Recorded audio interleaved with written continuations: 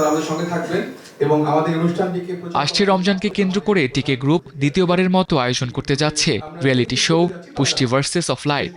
সারা দেশ জুড়ে কোরআনের হাফেজদের প্রতিভার স্বীকৃতি দিতেই টিকে গ্রুপের এই আয়োজন। রবিবার রাজধানীর একটি হোটেলে সংবাদ সম্মেলনের মাধ্যমে আয়োজনটির আনুষ্ঠানিক ঘোষণা করা হয়। এবারের আসরকে আরও বেশি গ্রহণযোগ্য করতে দেশের প্রান্তিক পর্যায়ের হাফেজদেরকেও যুক্ত করার ইচ্ছা আয়োজকদের। আমাদের যখন অডিশন রাউন্ড শুরু হবে তখন আমরা চ্যানেল 9-এর মাধ্যমে এটার প্রচারণা চলবে এবং আমাদের প্রতিনিধিগণ আছে, আমাদের যারা সহযোগী প্রতিষ্ঠানগুলো আছে ওরা কিন্তু বিভিন্ন প্রতিষ্ঠানে সরাসরি পোস্টারিং করছে এবং কমিউনিকেট করছে। বিচারকদের আশা দেশের গণ্ডি পেরিয়ে এই আয়োজনের মাধ্যমে হাফেজরা বিশ্বমঞ্চেও দেশকে প্রতিনিধিত্ব করবে।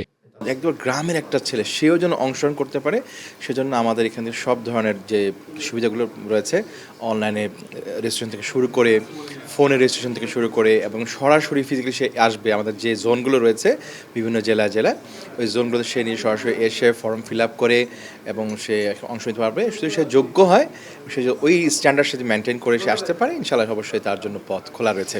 22 ডিসেম্বর থেকে দেশব্যাপী এই আয়োজনের অডিশন পর্ব শুরু হবে এবং চূড়ান্ত পর্ব রমজান মাস জুড়ে প্রতিদিন বিকেল 5টায় প্রচারিত হবে চ্যানেল 9-এর পর্দায়। Tamsid Ahmed, star news, Dhaka.